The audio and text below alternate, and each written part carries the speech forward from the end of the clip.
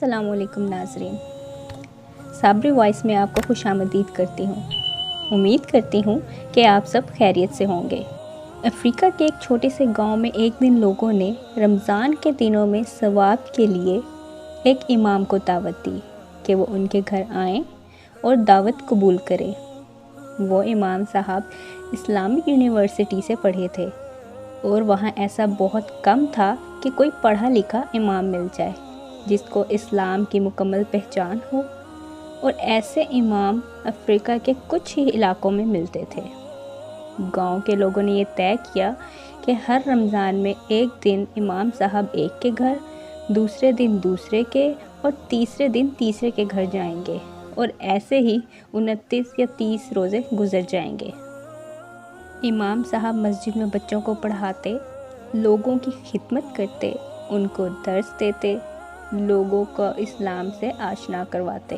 رمضان کے پہلے دن وہ پہلے گھر میں جاتے ہیں، دوسرے دن دوسرے گھر میں اور تیسرے دن تیسرے گھر میں، اور اسی طرح چلتا رہا۔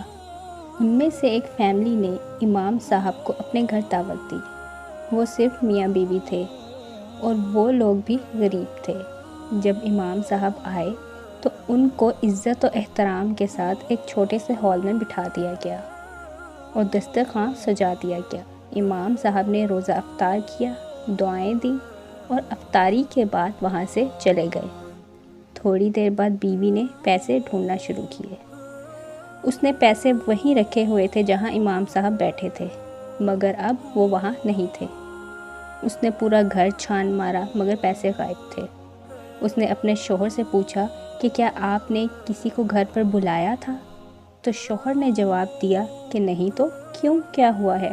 وہ بتاتی ہے کہ اس کو پیسے نہیں مل رہے۔ وہ پریشان ہو جاتی ہے۔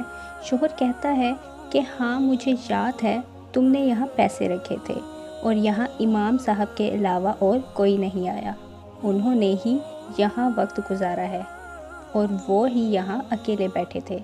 اب وہ دونوں مکمل طور پر یقین سے کہہ سکتے تھے کہ پیسے امام صاحب نے ہی چرائے ہیں، کیونکہ اور کوئی بھی ان کے گھر نہیں آیا تھا۔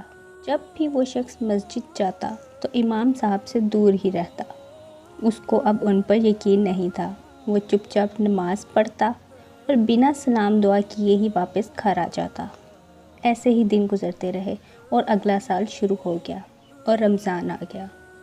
اسی طرح سب نے امام صاحب کو دعوت دی، پہلے ایک گھر میں، پھر دوسرے اور پھر تیسرے۔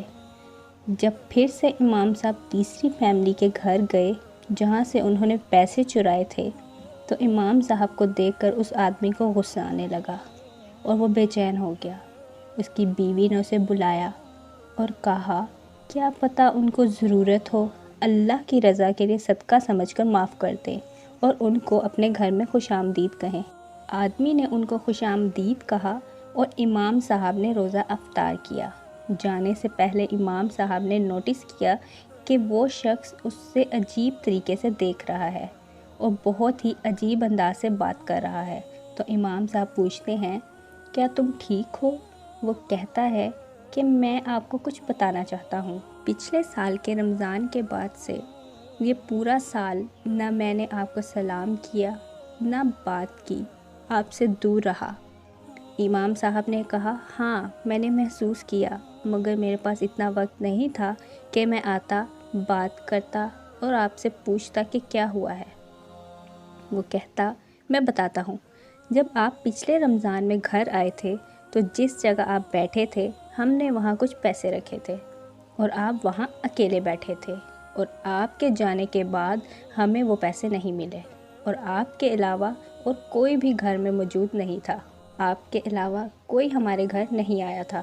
یہ سنتے ہی امام صاحب کی آنکھوں سے آنسو آ گئے اور انہوں نے کہا کہ تم نے مجھ سے اس بارے میں بات کیوں نہیں کی؟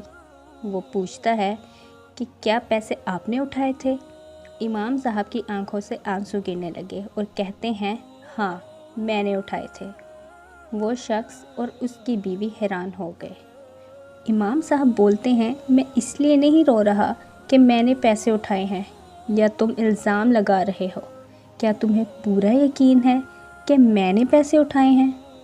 میں کسی اور چیज़ پر रो رہا ہوں۔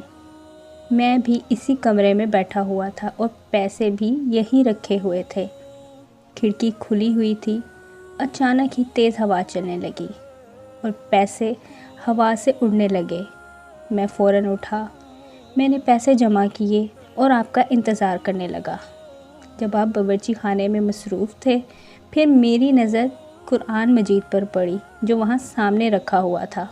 میں نے قرآن کھولا، اس میں پیسے رکھے اور قرآن کو بند کر دیا اور پیسے قرآن مجید میں محفوظ کر دیے۔ امام صاحب کہتے ہیں، میں اس لیے رو رہا ہوں کہ آپ لوگوں نے پورا سال قرآن ہی نہیں پڑھا، اس کی طرف دیکھا بھی نہیں، کھولا بھی نہیں۔ اگر آپ قرآن پڑھتے تو آپ کو آپ کے پیسے مل جاتے۔ میں اس لیے غمزدہ نہیں ہوں کہ تم نے مجھ پر الزام لگایا ہے، میں اس لیے غمزدہ ہوں کہ آپ لوگوں نے پورا سال قرآن نہیں پڑھا۔ اس واقعے سے ہمیں یہ پتہ چلتا ہے کہ ہم دین سے کتنا دور ہیں، اپنے مطلب کے لیے اللہ کے سامنے سر جھکاتے ہیں، اس سے اپنی خواہشات کا اظہار کرتے ہیں، اور جب وہ خواہش پوری ہو جاتی ہے تو اللہ کو بھول جاتے ہیں۔ ایسے بہت سے لوگ ہیں جو صرف رمضان میں ہی نماز اور قرآن پڑھتے ہیں اور باقی سارا سال اللہ سے دور رہتے ہیں۔ اللہ معاف کرنے والا ہے، ہمیں اس انسان جیسا نہیں بننا چاہیے جس نے پورا سال قرآن کھول کر ہی نہیں دیکھا۔ اگر دیکھا ہوتا تو وہ کسی پر الزام نہ لگاتا اور الزام لگانے کا گناہ اپنے سر نہ لیتا۔ اللہ تعالی ہم سب کو قرآن مجید پڑھنے کی توفیق عطا فرمائے، آمین۔ اگر آپ کو میری ویڈیو اچھی لگی ہو تو میرے چینل کو لائک، شیئر اور سبسکرائب ضرور کیجیے گا۔ السلام علیکم۔